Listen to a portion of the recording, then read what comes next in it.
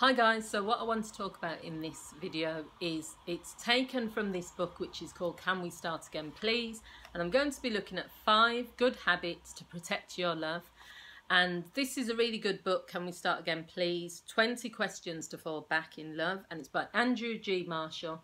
I've made a video separately about this book talking about how interesting it is, and it's a very thin book, as you can see. Easy to read, short chapters, so I'm just going to be looking at the 5 things.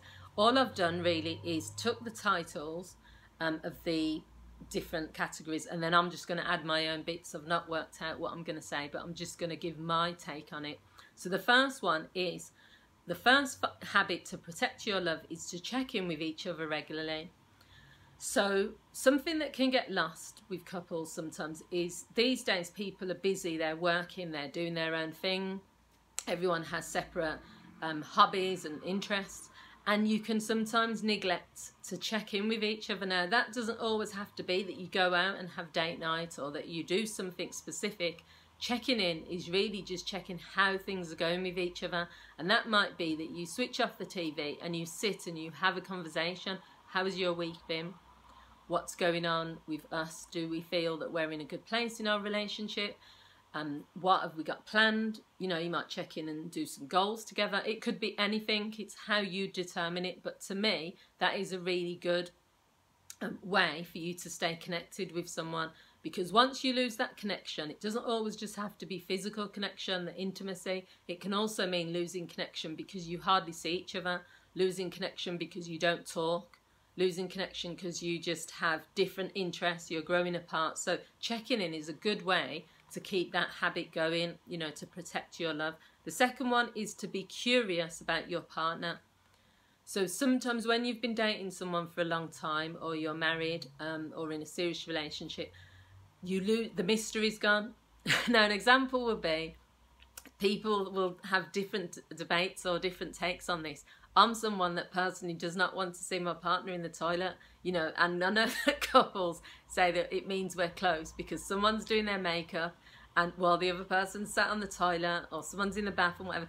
I don't know. That to me is, I don't need to see that. I know what goes on, you know, everyone does in the bathroom.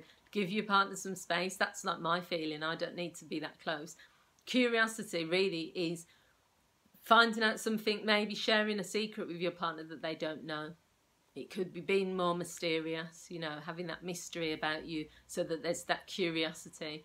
And I think that keeps things, you know, fresh. It keeps things alive. So that is something I think is definitely something that can protect your love. You don't have, it's good to share things, and especially important things, but you don't have to just go on and on and on and on about everything that's happening in your life and just share absolutely everything and just all the minute things which your partner doesn't need to hear. It's not always necessary. The third one is to go the extra mile. Now, this is something important to me because in a relationship, effort is everything. So going the extra mile will mean that someone goes out of their way to do something for you, or they do something that you wasn't expecting but they know you will appreciate. Now, this is something that doesn't have to be planned, but if you know that your partner has been longing for something in particular, longing to go to a certain location, they've been desiring a particular gift, you know, or they usually have this routine but they don't really like to do it, so you can go and do that for them. Anything, going the extra mile is showing your partner, you know, I'm still committed to you, I'm still loyal to you, I still care about you, I love you enough that I'm going to make this extra effort for us and for the relationship. So it's really important. The fourth thing is to share an interest. So although people will have their separate interest, having something that you can do together is a fantastic way to build love in the relationship. It might be that you go to the gym together.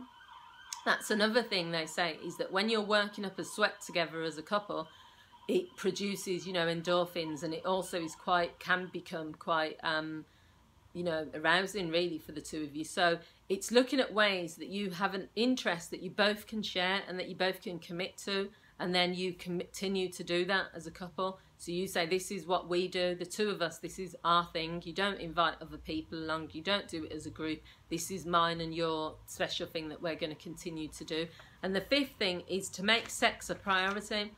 So it's not about planning and, you know, obviously people are doing their own thing. People can feel tired, people can feel, you know, drained, and sex sometimes goes out the window. But if you're in a healthy relationship and you want to protect that love and you want to grow that love as a couple, then there has to be intimacy. He says sex, Andrew G. Marshall. I say that there needs to be intimacy, affection, and if it doesn't get to the point where the sex is, you know, at the level you want it to be, at least create some intimate moments, at least be affectionate.